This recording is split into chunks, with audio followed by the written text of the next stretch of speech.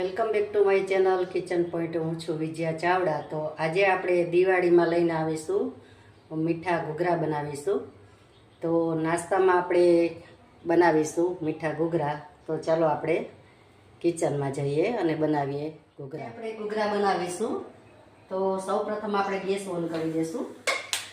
Gas on કરી અને ત્યારબાદ આપણે લઈ લઈશું ઘી. તો મેં અહીંયા સાગર ઘી લીધું છે. અમૂલ ડેરીનું જે આવે છે તે સાગર ડેરીનું ઘી આવે છે તે મેં લીધું છે. તમે ઘરમાં જે હોય તે તમે લઈ શકો છો. તો આપણે થોડું પહેલાં ઘી લઈ લઈશું. જેટલું જોઈશે એટલું ઘી લઈશું. આપણે અહીં 500 ગ્રામ સોજીના આપણે બનાવવાના છે. તો થોડું ઘી આપણે લઈ લીધું છે. તો અહીંયા મેં સોજી લઈ લીધી છે. આ સોજી છે ઝીણી જે આવે છે રવા સોજી તે મેં લીધી છે. તમે જોઈ શકો છો એકદમ બારીક છે સોજી. તો બારીક સોજી હોય એ જ આપણે ઘૂઘરામાં વાપરવાની છે. અને જો મોટી તમારી પાસે હોય તો એને તમે મિક્સરમાં દરી લો તો એ પણ સરસ થઈ જાય. તો હવે આપણે ગેસ ઓન કરી દીધો છે, ઘી મૂકી દીધું છે. હવે જે સોજી છે તે લઈ લેશું અને એને આપણે શેકી લઈશું ધીરે ગેસે. ઘૂઘરા વસ્તુ એવી છે મિત્રો કે નાના મોટા સૌને ભાવે તેવી વસ્તુ છે એ. અને દિવાળીના ટાઈમે જ બનતી હોય આ વસ્તુ.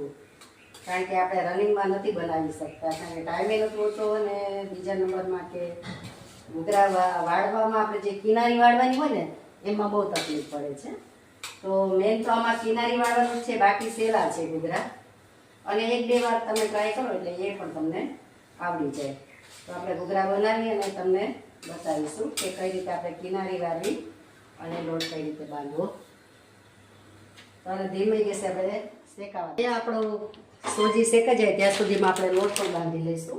તો મેં એક કથરોટ લઈ લીધી છે અને એક ચાયણું લઈ લીધું છે. તો મેં અહીંયા સોજી 500 ગ્રામ લીધી છે અને 500 ગ્રામ આપણે મેંદાનો લોટ લીધો છે.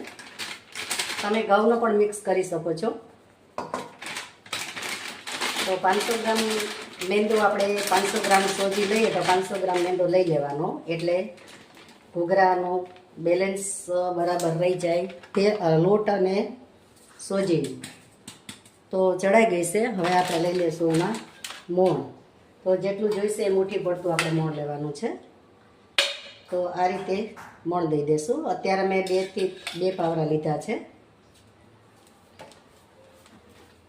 મોણ દેવાય તમે જોઈ શકો છો આપણું મુઠ્ઠી પડતું મોણ સરસ રીતે દેવાઈ ગયું છે. તો જોઈ શકો આટલું મોણ આપણે દીધું છે. તો હવે એને લોટ બાંધી લેશું. તો થોડું થોડું પાણી લેતા જઈશું અને લોટ બાંધતા જઈશું. બહુ ઢીલો નહીં, બહુ કઠણ નહીં, એ રીતે આપણે લોટ બાંધીશું. જો કઠણ થઈ જશે તો પાછું આપણે ઘૂઘરા બરાબર કિનારી નહીં વળે અને ચોટશે નહીં કિનારી. તો આપણે બે બાજુ ધ્યાન રાખવાનું છે, નહીં ઢીલો કે નહીં કઠણ, એ રીતે લોટ બાંધીશું. એ લોટ આપણે બંધાઈ ગયો છે અને થોડું તેલ લઈ અને આપણે એને કૂણવી લેશું. તો તમે જુઓ છો મેં નહીં કઠણ કે નહીં ઢીલો એવો વચગાળાનો લોટ બાંધ્યો છે. અને આને હજી આપણે અડધો કલાક રેસ્ટ આપવાનો છે, એટલે એની કન્સિસ્ટન્સી બરાબર આવી જશે. તો આ રીતે આપણે લોટ બાંધી લીધો છે. હવે એને ઢાંકી અને અડધો કલાક રેસ્ટ આપીશું. ત્યાં સુધીમાં આપણે સોજીને શેકી લઈશું. તો સોજી પણ મારે શેકાવા આવી છે, તમે જોઈ શકો છો. થોડી ખુશ્બુ આવે છે. સોજી પણ શેકાઈ ગઈ છે અને આછો ગુલાબી રંગ થઈ ગયો છે. હવે આને બહુ શેકવાની જરૂર નથી. તો અહીંયા આપણે ગેસ બંધ કરી દઈશું અને આને ઠંડી થવા દઈશું.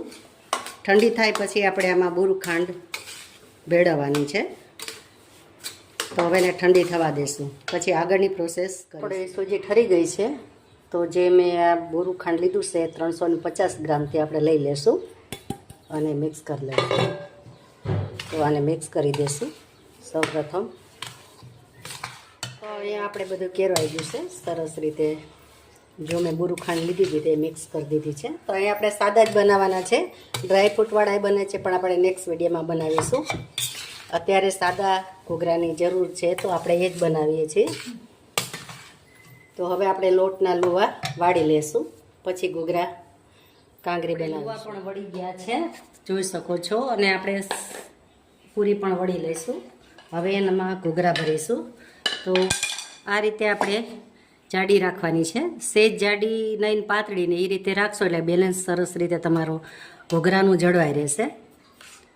જો પાતળો થઈ જશે તોય તમને મજા નહીં આવે પૂરી.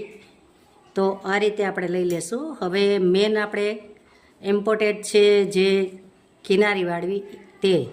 તો હવે આપણે આને અહીંથી ભેરી કરી દઈશું પૂરીને. તો તમે નિરાતે જુઓ કે આ રીતે આપણે પૂરીને ભેરી કરી દઈશું બે સાઈડથી. જુઓ તમે આ રીતે આપણે ભેરી કરી દઈશું અને પછી આપણે એની કિનારી વાળીશું. તો આ ભાગ છે આપણે પહેલાં લેવાનો છે, પછી આપણા જે નખ હોય એનાથી આપણે એક નખથી જ આપણે એને વાળવાનું છે. તો આ રીતે આપણે વાળતા જઈશું. તો હું તમને નજીકથી પણ બતાવું છું કે તમને ફાવે. તો તમે જોઈશો ઘણાને નથી આવડતી કિનારી વાળતા, તો આપણે નજીકથી બતાવીએ છીએ. તો તમે જોઈ શકો છો સરસ મજાનો આપણો ઘૂઘરો બની ગયો છે. અને આમાં અલગ અલગ શેપ પણ તમે આપી શકો છો. જો આ રીતે બનાવીને આમ વાળી દેવાનો એટલે આનો શેપ સરસ આવી ગયો છે. આપણે જે આ સિંગોડા ટાઈપ ઘૂઘરો બની ગયો છે.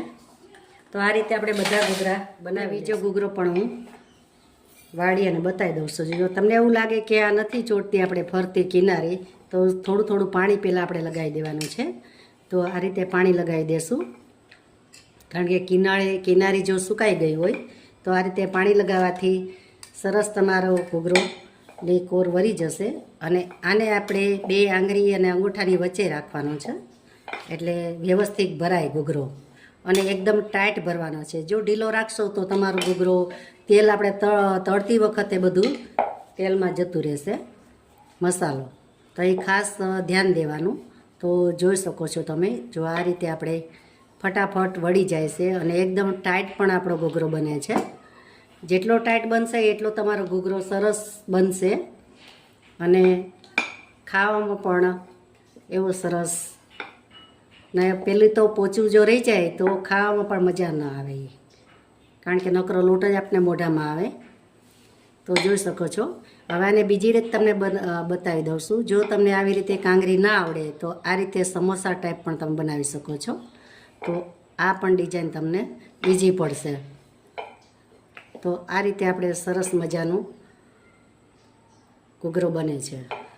તો આ રીતે આપણે બધા ઘૂઘરા બનાવી લઈએ. આપણા ઘૂઘરા સરસ મજાના બની ગયા છે, તમે જોઈ શકો છો. તો ઘૂઘરા મસ્તના બની ગયા છે.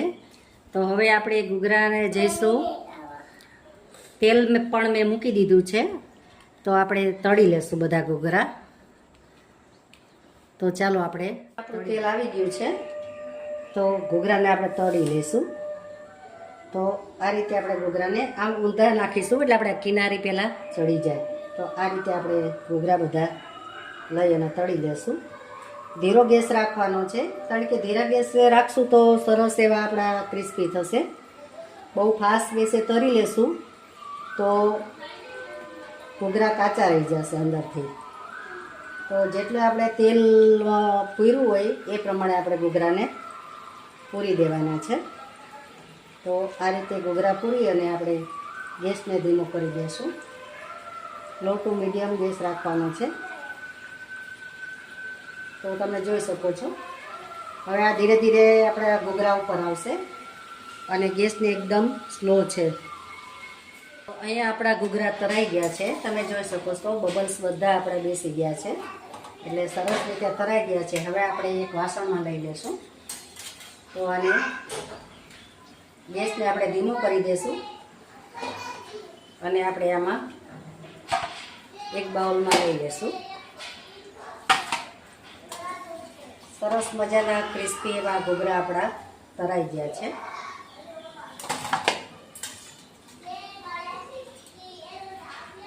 હવે આ બીજા છે તે પણ આપણે તળી લઈશું. આ રીતે આપણે બધા તળી લઈશું. ગેસ એકદમ ધીમો જ રાખવાનો, પછી એને થોડો લો ટુ મીડિયમ રાખવાનો છે. તો જ ઘૂઘરા આપણા સરસ રીતે તળાશે. નહીંતર તો કેવું કે કિનારી હોય તે અંદર ફૂલી જાય અને ઉપરથી લાલ થઈ જાય અને અંદરથી કાચા રહી જાય. એટલે એને લો ટુ મીડિયમ ઉપર જ આપણે ઘૂઘરા તરવાના રહેશે. તો આ રીતે આપણે બધા ઘૂઘરા તળી લેશું.